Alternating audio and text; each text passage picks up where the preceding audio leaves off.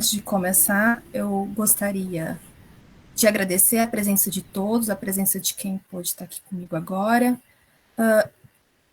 Antes de mais nada, nos sigam nas redes sociais, né? Tem o grupo GICFOR, que é o qual eu faço parte, e o professor Marcelo Firmino de Oliveira é o meu orientador, e desde já agradeço a participação do professor João Paulo pela disponibilidade de horário e dicas, enfim. Tá? Então, acho que já pode dar início à apresentação, Marcelo. Se você quiser começar a contar o tempo. Pode começar? Então, tá bom. Gente, boa tarde. Como eu havia dito, esse seminário eu tentei abordar de uma forma sucinta, porque é um assunto complexo, e traz várias, como posso dizer, ele traz vários conceitos que em 30 minutos é difícil de falar de tudo profundamente.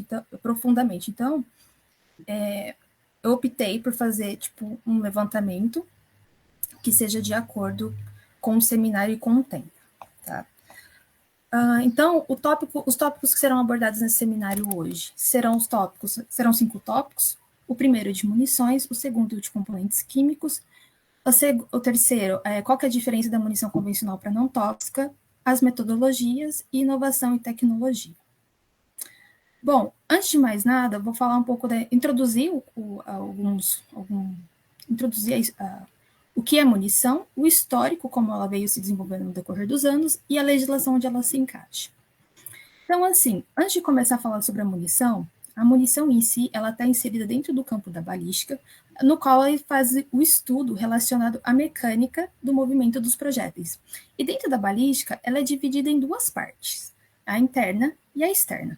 A que é interessante para mim neste estudo é a balística interna, porque é o estudo da munição e da arma de fogo, assim como seus mecanismos, estruturas e características de funcionamento. Já a balística externa, ela faz o estudo diretamente do projétil, né? Então, desde a saída do cano até a chegada no objeto e o decorrer desse tempo. Então, a saída, o movimento, a trajetória, a massa e a velocidade e energia, tá? Então, olhando no contexto histórico, né, quando que surgiu a munição? A munição ela surgiu por volta do século IX, na China, na dinastia Tang, onde foi desenvolvido o primeiro explosivo químico, a pólvora negra. Então, por que pólvora negra? Porque ela é uma mistura de nitrato de potássio, enxofre e carbono. E no decorrer dos séculos, no século XIII, por conta das guerras que existiam no Oriente Médio, na Europa e na Ásia, as informações sobre as fórmulas sobre a pólvora se decorreu. Então, até chegar no século XIV, que começaram a ser inseridas as primeiras munições, com pólvora e projétil. Então, ao falar de pólvora, a gente assim, como o aprofundamento, o estudo e o desenvolvimento de novas de pólvora e relacionada com o projétil, houve também a criação de armas de fogo. Então, com isso, no decorrer dos anos, né, podemos pensar que hoje a munição que a gente conhece, ela passou por vários fatores, várias modificações, desde a munição de chumbo, os cartuchos que eram feitos e o aprimoramento desses cartuchos, tá? Então, hoje, a munição que a gente conhece, que tem conhecimento, ela é uma munição hoje totalmente desenvolvida tecnologicamente e ela tem um alto poder de impacto. Agora, tentando inserir um pouco dessas munições dentro do conceito de legislação do nosso país, ela está relacionada no decreto 11.615 da Lei 10.826 de 2003. Esse decreto é um decreto novo, foi assinado dia 21 de julho de 2023, no qual houve uma modificação gigantesca com relação ao número de armas que uma pessoa pode obter e o número de munições que ela também pode obter durante o ano. Tá? Com relação ao governo passado, então houve uma drástica mudança aí com relação à quantidade. Tá? Então, assim, é isso. Agora, a parte interessante, que é o que traz o título desse seminário, né? Quais são os componentes presentes dentro da munição. Então, a munição ela é dividida em 4 partes. propelente, projétil, estojo e espoleta. Trouxe aqui para vocês um mecanismo de funcionamento da munição, para vocês verem e observar como que funciona a munição antes de eu aprofundar nesses tópicos. Porque aí, conforme o vídeo, vocês vão ter uma noção maior do que eu vou falar nos próximos slides.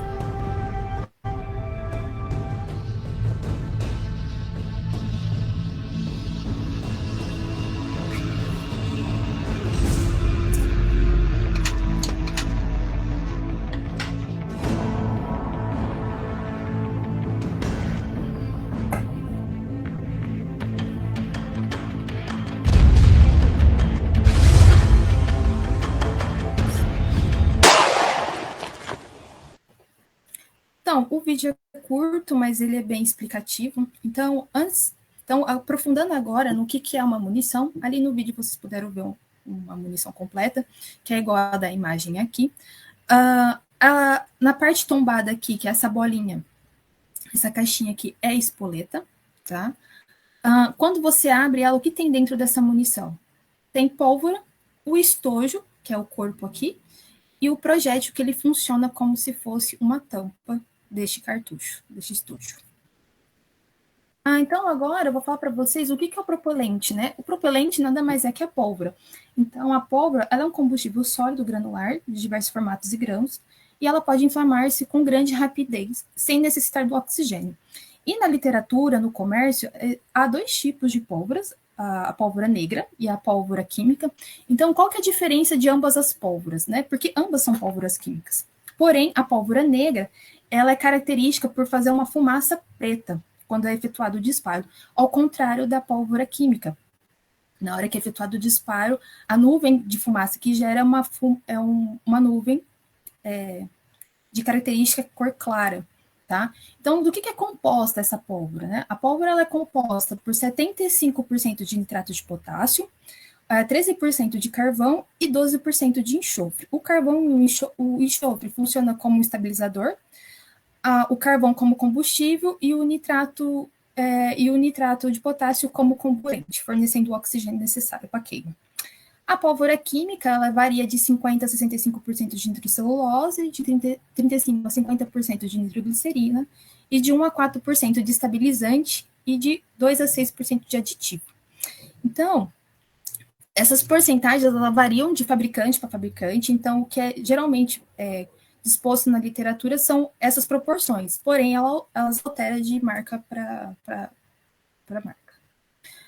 Então, vou falar para vocês agora, de forma bem sucinta, o que é a espoleta. A espoleta é um recipiente metálico pequeno, onde é colocada a mistura iniciadora ou primer, que inflama o propelente. Então, essa caixinha que vocês veem aqui, essa bolinha, nada mais é que a espoleta, e aqui dentro que é inserido o primer. Então, o que é o primer? São compostos organometálicos, chifnato de chumbo, nitrato de bário, trisulfeto de antimônio, alumínio em pó, que é adicionado no fundo, aqui na caixinha.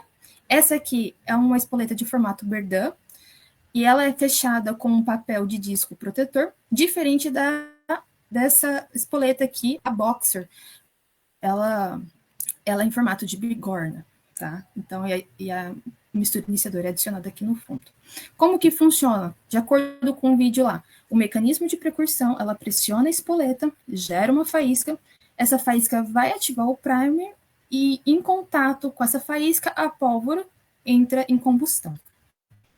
Então, pensando Então, se você parar a pensar, o importante dentro da munição conta a própria pólvora. Por quê?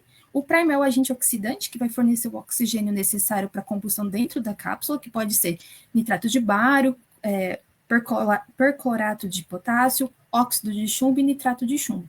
Assim como o papel do trisulfeto de antimônio tem o papel de prolongar a combustão até que o propelente seja totalmente queimado. E tem características também de ser explosiva, por ter os fulminatos, os compostos nitrogenados, que são também bem importantes. Um sensibilizador, por que o sensibilizador? Porque ele vai controlar a energia que vai ser liberada dentro da munição. Tá? Então, até para se efetuar a combustão dentro daquele espaço pequeno, é necessário um estabilizador. E o aglutinante aí tem o papel como juntar todos esses componentes e formar uma pasta. Então, qual que é o papel principal do primer? É fornecer um grande volume de gases, havendo assim uma onda de energia que seja capaz de queimar a pólvora e empurrar o projétil do cano da arma. Tá?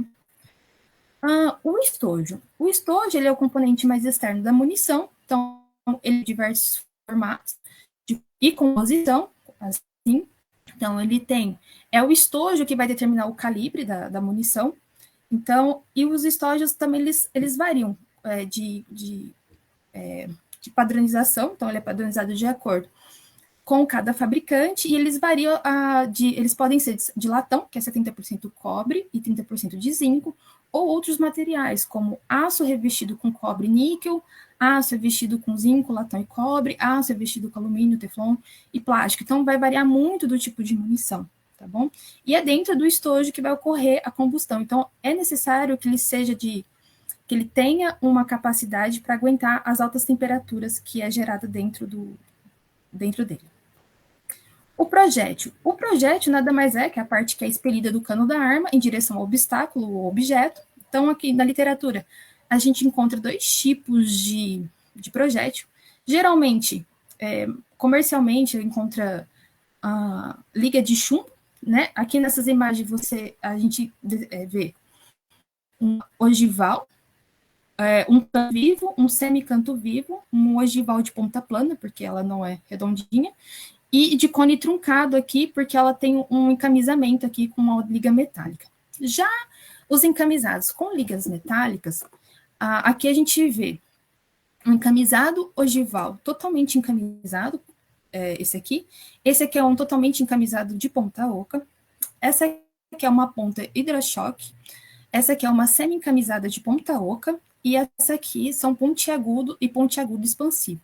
Então, essas munições que têm um encamisamento metálico, de uma liga metálica, ela tem uma capacidade de penetração muito maior e um excelente poder de parada, diferente da liga de chumbo, tá? Que às vezes, no efetuado o disparo, ela acaba se decompondo, tá? Então, aqui, o que eu trouxe? Trouxe novamente o vídeo para a gente contextualizar tudo isso que eu disse, para ficar de uma forma mais didática. Aqui a gente vê o estojo, aqui o propelente, que é importante, aqui vemos a espoleta e, para finalizar, aqui a munição, tá? O projétil em si.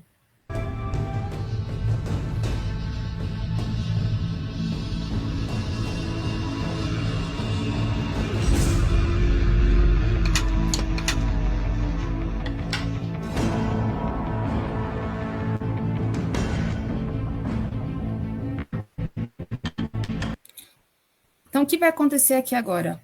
O mecanismo de precursão vai atingir a espoleta, vai acionar o primer, e a partir daí vai gerar combustão dentro da munição, e o projétil vai ser ejetado da arma de fogo. Tá? Só para contextualizar. Então, dentro do nosso mercado, né, de munições, existem dois tipos de munição, a munição tóxica e a não tóxica. E por que elas têm essa denominação? É devido à sua composição. Uma é composição a convencional, ela é de composição inorgânica, porque ela tem sais, ela tem alguns sais presentes nela, que a característica como uma munição convencional e inorgânica. Então, dentro da munição, há a reação de queima da pólvora. Então, como eu já havia dito, é nitrato de potássio, mais o enxofre e mais o carbono, que vem no caso do carvão, tá? É oriundo do carvão, gerando após a sulfeto de potássio, nitrogênio e dióxido de carbono, tá? O estojo, geralmente, ele é revestido por sulfato de bário, então, na hora da queima, acaba liberando os íons de bário e os íons sulfato. O projétil é de chumbo, então, com a temperatura, ele acaba passando do estado sólido para o líquido, e a adição do antimônio, para prevenir a corrosão, dentro do estojo. Dentro do estojo. Então, a munição convencional, ela é a munição mais comercializada no Brasil. ela existe para diferentes calibres. Então, quando em combustão, ela libera gases que são prejudiciais à saúde e ao meio ambiente. Então, o sulfeto de potássio, o sulfato e o chumbo, além dos outros compostos que são gerados a partir da queima, tá? E as munições convencionais, por elas terem essas características, desses sais inorgânicos, elas acabam sendo características na hora da detecção desses resíduos, tá? Então, por quê? Essas partículas elas ficam depositadas na mão do atirador e elas são elementos não comuns no usual do dia a dia das pessoas, a não ser que essa pessoa seja uma pessoa que trabalha no meio metalúrgico e acaba tendo contato com sulfatos, metais pesados, tá?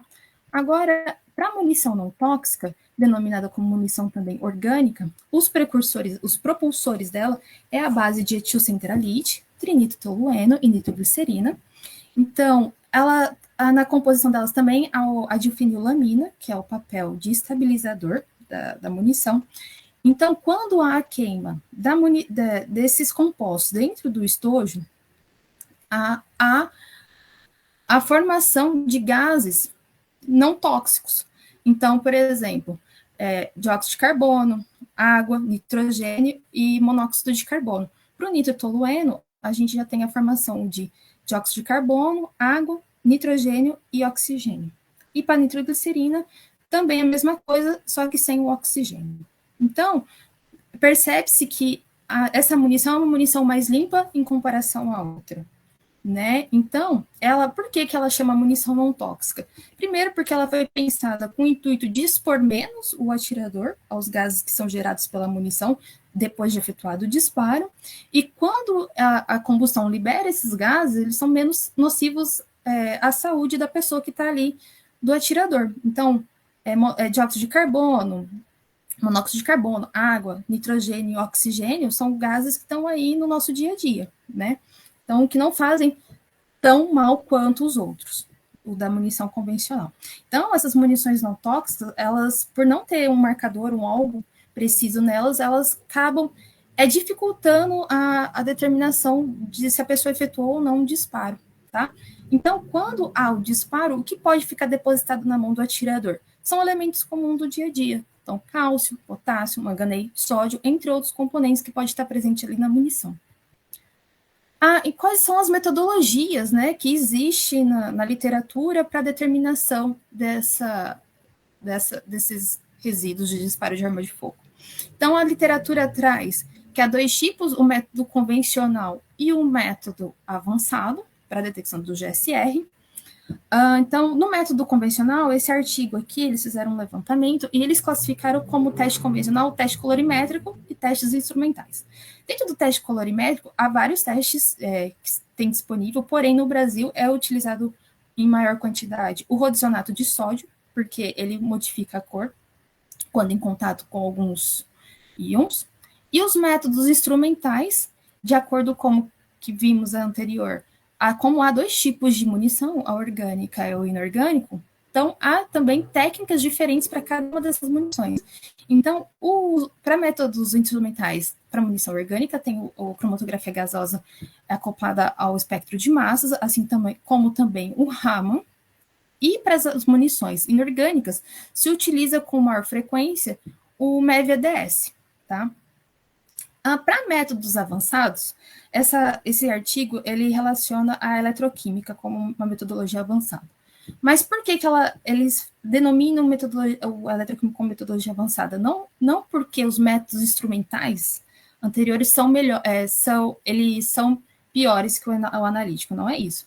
É que os métodos eletroquímicos eles estão ainda em desenvolvimento, então eles não são tão consolidados na literatura quanto os métodos de cromatografia gasosa e o MEV-ADS. Então, como nos métodos instrumentais, quanto na eletroquímica, também há divisão de análise da munição, tanto para o método orgânico como inorgânico. E aí o operador pode optar por fazer análise de voltametria de onda quadrada, voltametria cíclica, entre outras técnicas dentro da eletroquímica. O resíduo de disparo de arma de fogo, ele vem do inglês, do gunshot residue, então na literatura a gente encontra materiais com a denominação de GSR, né? Aqui tem uma imagem do atirador, e a fumaça gerada pela munição, ela acaba depositando na mão do atirador e consegue-se determinar esses 3 componentes aqui, não só eles, mas outros, tá? Que facilita na determinação se o atirador efetuou um disparo ou não com a munição convencional. Quais são os métodos utilizados, então? Como havia dito, o rodicionato é um teste colorimétrico. Quando o rodicionato de sódio em contato com o íon de chumbo, ele muda de cor, ele altera para uma coloração cor-de-rosa, assim como quando ele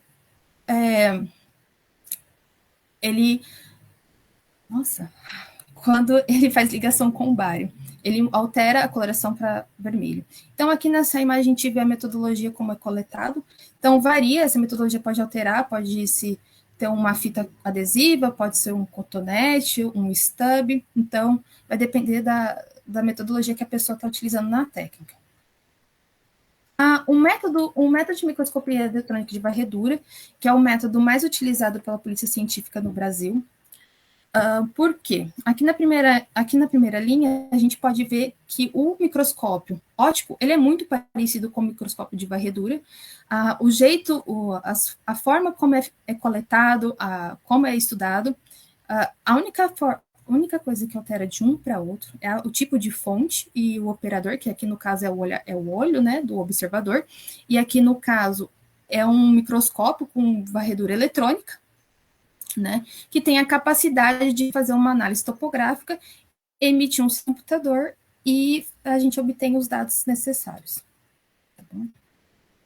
O método de microscopia, quando ele é acoplado à espectroscopia de raio-x por energia dispersiva, como que a polícia científica utiliza desse método? Primeira coisa, como essa técnica é uma técnica de topografia de superfície, ela é não destrutiva.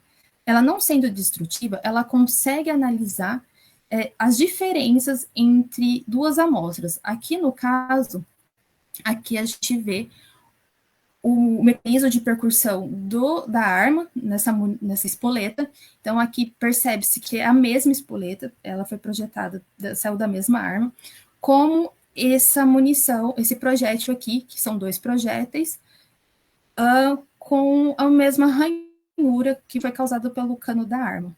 Já nessa imagem aqui, e essas 2 imagens é denominado como confronto balístico, tá? Então, a partir do confronto balístico, a partir do MEV, eles conseguem fazer um confronto balístico sobre determinada amostra. Já aqui, também pelo MEV, no MEV-DS, a gente tem as características microestruturais da amostra contendo o chumbo. O chumbo tem essa característica de ser arredondado, uma esfera. Aqui já temos a informação sobre a morfologia, a identificação dos compostos químicos de uma amostra. Aqui nesse espectro, a concentração bem alta de bário, chumbo, e o terceiro aqui bem pequeno, antimônio. Então, esses 3 compostos em grande quantidade já determina que a pessoa efetuou um disparo de uma munição convencional. Então, aqui eu trouxe para vocês um artigo da literatura, ele é recente, foi publicado esse ano, e os pesquisadores, eles entraram num conflito. Então, qual resíduo analisar primeiro? Os orgânicos ou os inorgânicos, né? Então, eles chegaram numa conclusão de que os resíduos orgânicos, eles têm que ser analisados primeiro, porque por serem gases e eles serem voláteis, a capacidade de dissipação deles é muito maior do que uma munição inorgânica, né, que é um sal, que não vai evaporar. Então, aqui eles utilizam a técnica de MEVDS, né, acoplado depois com a segunda parte, eles analisam a parte orgânica das munições por Ultra HPLC. Então, é uma outra técnica para o estudo do GSR. O método inovador, que é o método da eletroanalítica, por que ela é inovadora? Porque ela é uma técnica recentemente nova, comparada com as técnicas clássicas. Então, é uma técnica que ainda está em desenvolvimento, é uma técnica que ainda está em andamento, mas já tem trabalhos excelentes com essa metodologia, com essa técnica analítica. Então, aqui você pode explorar a propriedade elétrica e as espécies químicas do GSR na análise das amostras. Então, você pode empregar potenciometria, amperometria, voltametria, entre as outras técnicas que também estão inseridas dentro da eletroanalítica. aqui, nessa imagem aqui, para quem nunca teve contato com potenciostato, esse aqui é o potenciostato convencional de bancada de laboratório, e aqui é uma célula eletroanalítica, na qual há uma solução, que geralmente é o eletrólito de suporte, acoplado a 3 eletrodos, o eletrodo de trabalho, o eletrodo referente e o contraeletrodo. E aqui, você, a partir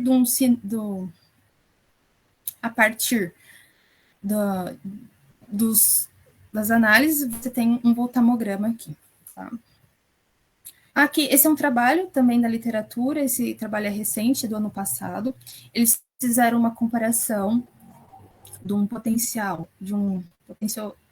potenciostato portátil para um potenciostato de bancada, para mesmas análises de GSR, tanto orgânica como inorgânica, e ambos tiveram excelentes resultados, então é sinal que é uma técnica aplicável até em campo aberto, diferente de algumas técnicas que são caras e que exigem grande quantidade de reagente.